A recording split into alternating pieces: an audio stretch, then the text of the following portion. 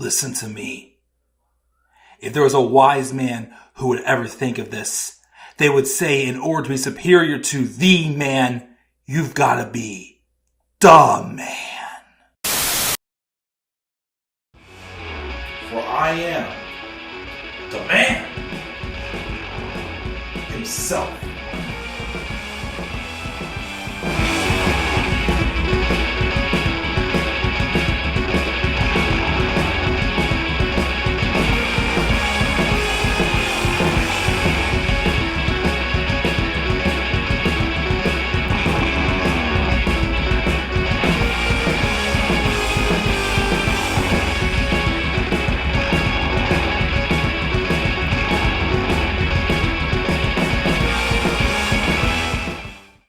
Hello, and what is going on? How y'all doing on this Wednesday evening?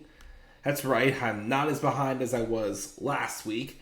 This is the Club of the Man 1993. I am feeling much, much better than I did a couple days ago. But I'm here to do my review of this week's episode of Monday Night Raw. It is the September 25th. 2023 episode of Monday Night Raw, and it took place in Ontario, California. Unfortunately, though, this will be the last episode of Raw I review before Fastlane, because I will be out of town most of the week next week on a business trip, and I will not be taking my microphone with me. As of now, I think I'm getting my own hotel room, so if that is the case, I will spend time at least editing, because what I plan on doing is, because I'm busy the rest of the week, but I'm going to squeeze in the SmackDown review. I'm going to try to do it Friday right after SmackDown. Depends on what's going on. Because I leave Sunday for my business trip, and I come back Thursday. So next Friday. So Raw and SmackDown this week. Doubt I'll get to anything else. I'd love to, but I just got over a little bit of a cold. And, just got other stuff that I'm just gotta get ready for.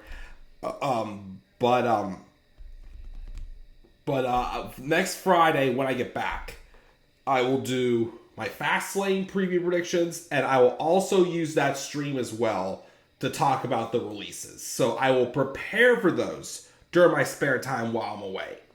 But of course, I'm making an extra effort this week to make sure I get caught up with everything on the channel that needs to get out this week, which is the Raw and SmackDown reviews before I get on my merry way. So this will be the last Raw and SmackDown review. No Raw or SmackDown review next week. After SmackDown on Friday, next time you'll see me will be the following Friday for my Fastlane preview predictions and my thoughts on the recent releases in WWE as well. So just a quick disclaimer out there. Let's get right into the review here, guys, because I do want to get out there to watch the season premiere of Survivor. And I'll be uploading this while I watch Survivor and then going to bed. But anyways, so this is the September 25th, 2020 episode. It took place in Ontario, California, as I said before. And other than one thing I didn't like on the show, one thing that I'm sure everybody else also didn't like, this was a good show. We have some stuff being set up a little more for Fastlane. We had probably our main event made official, which I called it. Even though I've lost a little interest in the story, I called it. We had an excellent NXT North American Championship match. It was great seeing Dragon Lee again get his first shot on the main roster. Keep him on the main roster. No need to keep him in NXT. Okay? Seriously. By the way, also, while you're at it, call up Braun Breaker. Call up Cora Jade. I'm waiting to be welcomed to the generation of Jade on Raw or SmackDown. Call up Roxanne Perez. Call up Carmelo Hayes. Maybe even Ilya Dragunov. I don't know what character he has now, but call some of those guys up. And Dragon Lee. Let's get away from this Nia Jax crap, because yes, spoiler alert, that was the worst part of the show. Not only that, they gave Nia Jax one of these. I'm sorry, not the pop filter. One of these. The thing I need to speak clearly and so generously generic. That made no sense. I don't know. But anyways, I can speak better than Nia Jax. But anyways, let's roll in, talk about Raw, and we will continue on the road to Fastlane. So, the show opened up with Cody Rhodes. Oddly enough, he didn't say, he welcomed us to Raw, and he didn't say, so, what do you want to talk about? He doesn't say that. But now, even though he addressed it to Kevin Owens last week, now he wants to say what he's been wanting to say about Jey Uso. He says, somebody is going to be going to SmackDown in exchange for Jey. And all the people in the locker room that thought he should let Uso sink, they're no best friends, and there are other reasons he'd want Jey over here. Regardless, though, he can't stand by and watch a man get jumped by 3 others making the right decision. And that decision was turning down the Judgment Day. And also, somewhere in the promo, too, Cody did say the line, it ain't the bottom of the third anymore. Or it ain't the third inning anymore. Which that caught my eye instantly because I knew exactly who he was referencing.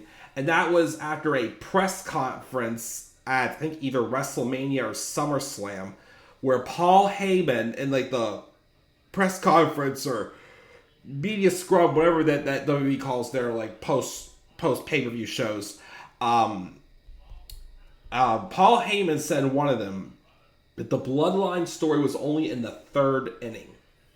Well, Cody Rhodes saying it ain't the 3rd inning. Now, this is obviously a hell of a tease. More so showing that this is the way Cody Rhodes is going to get over to SmackDown to get his rematch with Roman Reigns.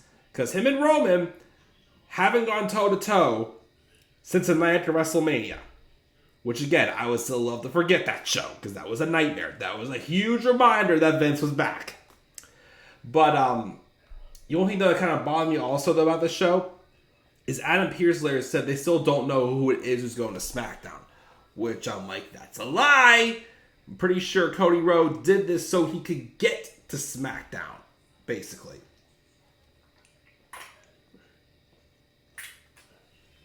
Got to get some Sprite in there for energy. But anyways, getting back to the segment. The Judgment Day come out. Damian says Jey made his decision and got. But Cody just made it all about him. And he says something in Spanish, and Dominik starts talking, but he's getting drowned out by boos as always, even though... Is anybody else with me starting to think that they're just... It's happened several times, but is it really happening? I mean, Ontario was a great crowd on this show. But is every single crowd really that heavily booing Dom, or sometimes is this being piped in? Or is his mic just being turned down? Because, I don't know, again, it does, he can generate the heat, but he's just repeating himself most of his promos anymore. Has he really done anything else besides turn on his family to get as white of heat as he has? Just saying. But, basically he's trying to say that Cody Rhodes will pay for disrespecting them. And then Cody says, Dom, you have a real family, but they can't stand you. But he has a question to ask. Tonight, all your titles are on the line, except for Rhea Ripley's, because she's still kayfabe out with selling the attack from Nia Jax a couple weeks ago. He mentions, though, what happens when they all lose their titles tonight and Mommy comes home. They then advance to the ring. It was going to be 3-on-1, but then in comes Jey Uso to make it 3-on-2. And the Judgment Day are just like, it's still 3-on-2, about to rub it in. And then Kevin Owens and Sami Zayn come out. And then it's 4-on-3. So then the Judgment Day are like, you know what? Nah, forget this. And they start to back off. Because, see, at first I was worried, like, if Vince would have had control of the script, I'm pretty sure Judgment Day would have backed down when it was 3-on-2. Which would have been stupid. 4-on-3, like, I like how they kind of, like, instead of just making it like, you know, just the even, they basically one-up them. I did like that. But Judgment Day backed down until JD McDonough came out, which when I saw him, I'm like, whoo! Because JD was not on Raw the past couple weeks. And it was, of course, since the TKO thing took over, or might have been even the last episode before the TKO the merger took place. And that's when I thought, Vince is definitely back, because he was pulling the plug on the whole JD McDonough story of him joining the Judgment Day, basically. But seeing him back and involved in this episode, I'm like, okay, we're good. Even though, again, the story's still like not been smooth with, getting these guys together. But then when, of course, it's obviously 4-on-4, everybody but Damian advanced back. But then finally, Damian okay, fine, and chases after them. But then, of course, they get beaten down, and then Damian Priest gets left alone in the middle of the ring, which obviously upset him. Still's playing the story that Damian isn't still accepting of JD McDonough in the Judgment Day. Which, again, like I said, again, this whole Judgment Day stuff, it's like, all of the talent involved, I love. And this is a state where that could work. But again, there's key moments that they just have not capitalized on, as I keep saying. Like I said, Edge won the feud with Finn. Why are they still together? JD McDonough has not always been successful. Well, okay, that's something kind of like show the form of the cracks that, as to will Damian trust JD or won't he? I don't know. But again, it's just still, I'm just still ready for it to be, if you want to do Finn and have JD McDonough be like his protege or something, fine. Make Damian Priest a single star. And again, Dom and Rhea still got mileage. You don't have to keep them together and have to be fighting Cody Rhodes, Jey Uso, Sami Zayn, and Kevin Owens every single week. And that's probably what we're going to be getting at Fastlane based off of how the show ended. Probably some sort of a 4-on-4 tag match. Unless that was a tease for War Games. But I still am not even 100% sure if Survivor Series even is War Games this year. Because I've heard rumors still that it could be back to Raw versus SmackDown. Which, yay, who's excited about that? Not me. Anyways, so we had a nice big man match with Bronson Reed and Otis, or Otis. Both men are very similar in size. I think the main difference is Bronson's just a few inches taller than Otis. But this was fun. Anytime you see, ever since the first match I saw with Keith Lee and Dijak, I always see like two big men get in the ring. I'm like, okay, give me a Haas fight.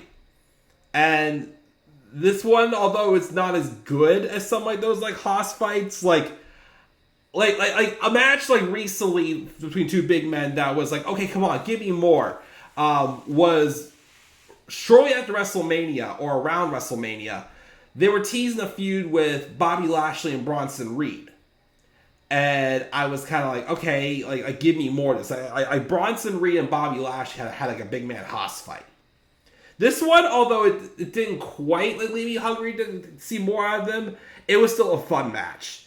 Big meaty men doing, some not the craziest things I've seen men their size do, but it was fun. It was a very fun match. And then, but eventually, though, Bronson Reed did get the win with the 747 splash. And by the way, am I the one who notices that whenever Bronson Reed goes up to the top rope, he just climbs up, he doesn't even get set, he just gets his 1 foot on the top rope, and he just goes flying with just the one leg off the top rope? Or am I the only one who's noticed that? But Bronson gets another win. I know it looks like they are building towards Tommaso. Well, they are, of course, because spoiler alert, Tommaso Ciampa did defeat Ludwig Kaiser. So next there's a contract signing on Raw. And Gunther and Ciampa will eventually have an Intercontinental title match. I don't know if they'll do it at Fastlane, which they should, because what else is there really good build for Fastlane? The only match announced so far, well, up at this point in the show at least, but after the show, of course, there's another match. But John Cena and probably a partner of his choosing, or for now, they're advertising it as John Cena versus the Bloodline, Jimmy Uso and Solo Sikoa in a 2-on-1 handicap match. But I'm pretty sure it's going to change to a tag match soon. So yeah, why not make that match at Fastlane also, Gunther and Ciampa. Gunther wasn't on the last pay-per-view, so... But yeah, so of course, we do get that later on in the show. And interesting enough, guess who else we see for the first time in quite a long time on TV? Tegan Nox. Now, it was rumored that last week, Tegan Nox was supposed to answer Becky Lynch's open challenge for the NXT Women's title. Which, yes, she's a new upcoming star on the main roster that I'm surprised they didn't release, but thank God I'm glad they didn't. But I guess they changed my mind with Natalya. Even though, again, it's weird because it's an NXT title, but once again, they're only doing this just to give a spotlight on NXT, even though they should be giving it to, NXT stars, but, whatever. Anyways, Tegan Nox rolls up and asks Adam Pearce for a title shot against Becky Lynch. Natty rolls up, tells Tegan, asks for a rematch for her as well. And then Tegan steps aside, and Natty says to be cautious because a champion will mislead her challenger. They start bickering, and Adam Pearce then makes a number one contenders match between the two of them for later on in the show. And they actually did have that match, and Tegan Nox won clean. Which was nice to see, because Tegan Nox has not been on TV in a long time. She won clean, and she has a little bit of a storyline. Becky Lynch talked her into, stand up for herself, and, she did and got an opportunity. Now, Saturday we're having NXT No Mercy, and Becky Lynch defending the title against Tiffany Stratton in an Extreme Rules match. The winner of that match will come to Raw on Monday and fight Tegan Nox, which I still kind of hope it is Tegan and Becky. Because Tiffany Stratton, although I've seen her wrestle a few times, she's solid.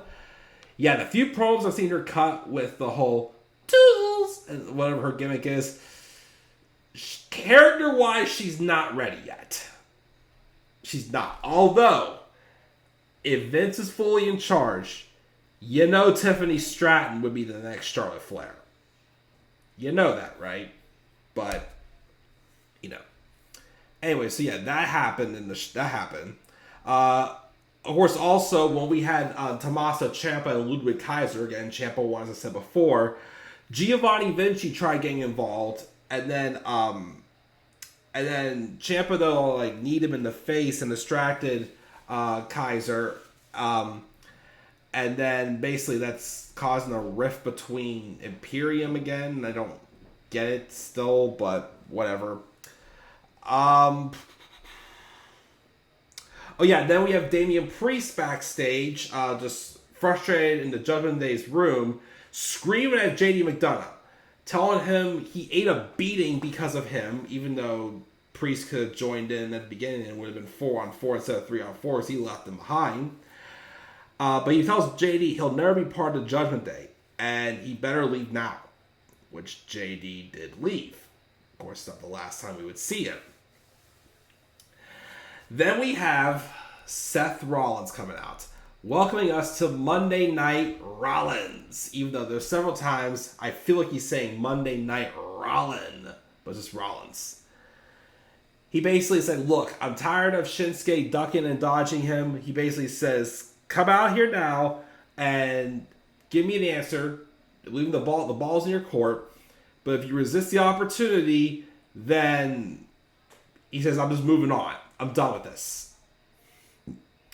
So Nakamura then appears on the Tron and does one of his vignettes again, saying he wants to be the straw to finally break his back.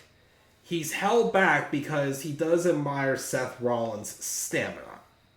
Which, again, I feel like that's what they tried to do, to give an excuse. But like I said, I just still feel like this storyline is somewhat... It's exposing that maybe... Well, I feel like they could be selling the back injury a little bit differently than, I don't know, like I say, like has like they not hit his best shot, like I don't know. But anyways, Shinsuke Nakamura, long story short, challenges Seth Rollins to a match at Fastlane for the world title in a last man standing match, which is what I predicted. And Seth was like, you played that one perfectly. You got the match you wanted on your terms, but you made one mistake. You may see my weakness, but not that it makes him stronger. His family won't be ashamed of him if he doesn't give it every single thing he's got. And he will retain the title at Fastlane. Ricochet also has a promo after that where he says he doesn't know when he'll be cleared. He's on crutches because Nakamura beat him down last week. But it doesn't matter who wins the last man standing match. He will have unfinished business with Shinsuke Nakamura. Which I'm wondering if there's a zinger to that. Especially because they've wrestled how many times already, you know? But we'll see what happens. I mean, unless this is going to set up for like somehow Ricochet fighting Rollins next for the world title. I don't know. We'll have to wait and see. What was easily matched of the night, though, was Dominik, Mysterio, and Dragon Lee for the North American title. Fantastic, fantastic match. It was definitely one of Dom's best matches. Like, for real, I would still definitely put like his debuting match with Seth Rollins at SummerSlam in 2020 as an amazing match. This one definitely, of course, with the personality change, of course, since is even better, I feel like. And he won without anybody else's help. He did use the rope and like slam Dragon Lee's, you know, place where the sun does not shine into the ropes, which will let him to hit that very nice looking frog splash that he got a lot of height on. But Dom actually, look, as I always say, I hate it when they take wrestlers who are faces that you know can wrestle. You know they can win without any heel tactics. And they can't seem to win unless somebody else gets involved. Well, when someone pulls like a sneaky tactic like that and puts on a wrestling match, those are heels I enjoy. Because it's like, okay, like, you know, it's like, they're all like monsters. Well, okay, Dominik would say it's like a monster. He's just a mouthy type, you know. He's more of an all-talk heel.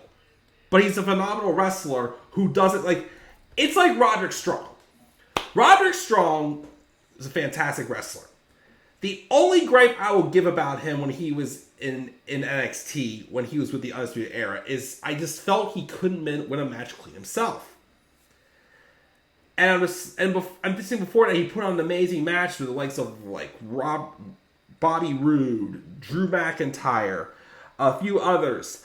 It's like Dominik Mysterio is the same way. Like, he doesn't have to act like a typical heel. Like, still wrestle your style.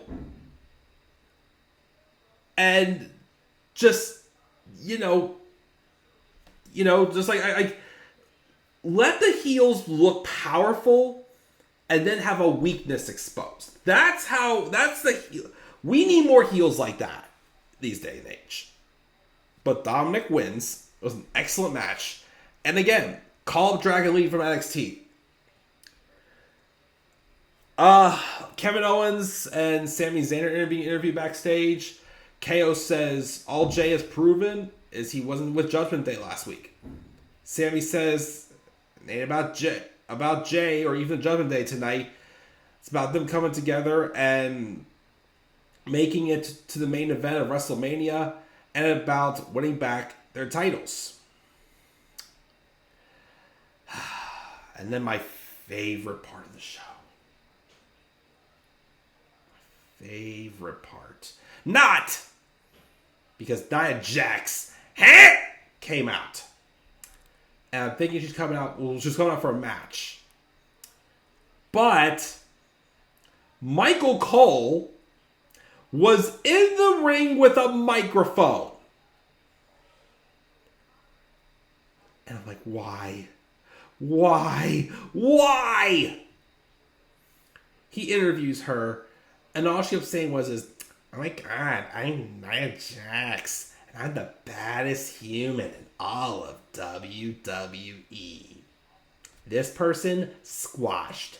This person squashed. This person, like, oh god! How in the world can WWE release all these talents, yet they can hire back Nia Jax, who does nothing and no one likes her? I'm sorry, I don't know the woman personally outside of wrestling, but again, as a wrestler, she's horrible. She is going to hurt somebody. I see her toss someone into the turnbuckles. I'm thinking, did she get hurt there? Because Kairi Sane got hurt there. Or, she's hurt Zelina Vega. Or how many other people that she's hurt? She's not safe in the ring to wrestle. Even my wife agrees. My wife agrees. And she's only seen Nia Jax wrestle for 2 freaking weeks. Zoe Stark, though, came out, basically dared Nia to do something right here, right now. And Nia squashed Zoe Stark. Lovely. And they called Nia's finisher, where she basically just jumps off of the second rope and sits on her opponent, the Annihilator. I think that's what they call it. Dear God, it's so bad. Moving on to better things, though. Jey Uso's backstage. Now, this segment did scare me a little. Well, I shouldn't say it scared me, but it gave me a bad feeling what was going to happen in the main event. But surprisingly, it didn't happen what I thought would happen. Which I'll say what I thought would happen at the end. Jay says, no groups, no emo bands, and no Judgment Day. Cody took a chance on him, and he won't do him like that. He and KO have beef, but it is what it is. And Sami's his dog. And if the Judgment Day try to do some funny moves, he'll be there to keep an eye on his dog. We then get The Miz coming out for Miz TV. And his guest was Drew McIntyre. Miz tells McIntyre, take out all your frustrations on your match with Kofi Kingston. And that this is a place he can speak freely. He commands him for throwing Jey Uso to the wolves and says he would have done the same thing. And Drew says, I'm nothing like you, Miz. But the Miz says they're a lot alike than they thought. And abandoning Jey Uso is a Miz move. Based trying to get in his head that you're becoming a bad boy. Because they're emphasized that they want to turn Drew McIntyre heel. Facing all these baby faces the past few weeks. Having them not save anybody. With Matt Riddle, of course, gone now, is it definitely going to be Drew turning? Because, like I said, they're telegraphing the hell out of this heel turn. A lot of people think this is going to be a ruse, and he's not going to turn heel. But anyways, Miz then just tries to get under his skin more, reminding Drew McIntyre of what happened at Clash of the Castle and everything else. And then Drew cuts him off, though, and says that Karma's a bitch. And Miz says that Jay made his bed, and last week he slept in it. Drew is the Batman, and Cody Rhodes is the Superman. So how did it feel to be upstaged by Cody last week? Which is that teasing also to a future Drew McIntyre-Cody Rhodes match, which would be awesome. I think that should be saved, though, maybe until what's it called? Cody wins the title. Well, then again, Cody's going to be going to SmackDown, and Drew's probably going to stay on Raw, so maybe he could be the one to dethrone Seth if it ain't Shinsuke. Who the heck knows, though, but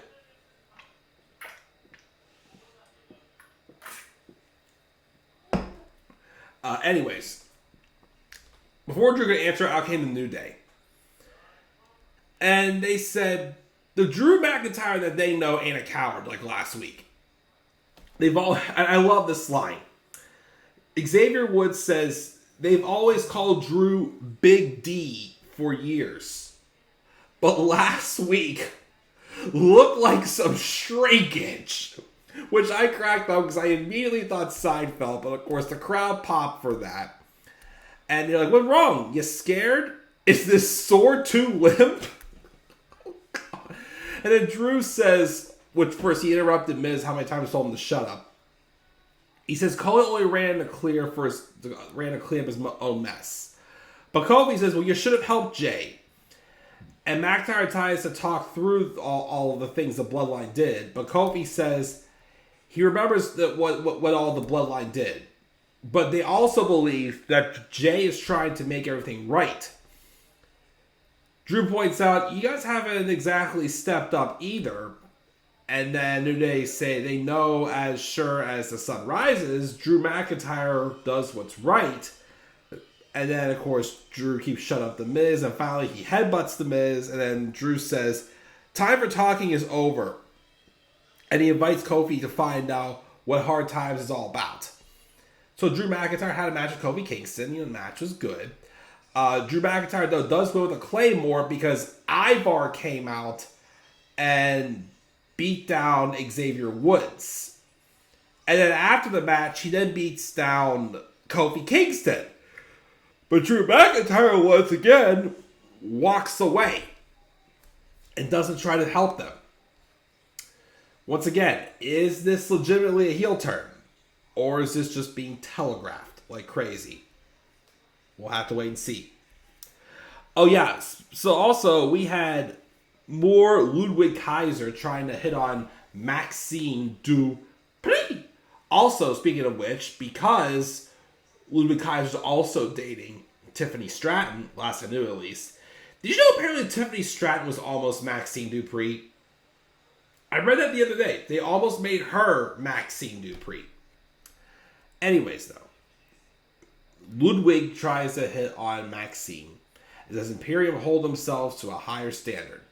And then Maxine asks, how can he speak so many languages without knowing what go away means?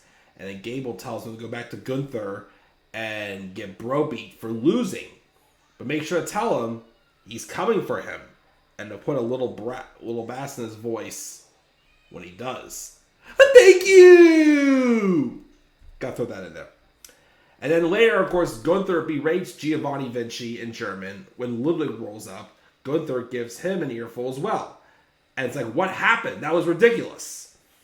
Then Ludwig starts blaming Vinci, but Gunther says he knows exactly how Vinci messed up. For now, he is Ludwig's responsibility. And in the meantime, he's going to take care of business with Tommaso Ciampa by himself. And then the Judgment Day took on Sami Zayn and Kevin Owens in the main event. Look, again, I'm sick of seeing these guys fight, but they've been put on some very, very chaotic matches. Still, that Steel City Street fight at Payback was awesome, especially since it was in person. But definitely just some craziness. They might as well made this a tornado tag match. It was fast-paced, crazy near falls, close pins. Now, Dominik, of course, comes out. And that's when I knew Jay was coming. I kept thinking Jay was going to be the one to accidentally cost Kevin and Sami the match. And it'll play back with a story where Sami Zayn says he is too trusting. Will that start giving Sami some doubt about Jay? Or could this be a way to give Jay some grace if he helped them? One, well, he helped them, but he never got in the way.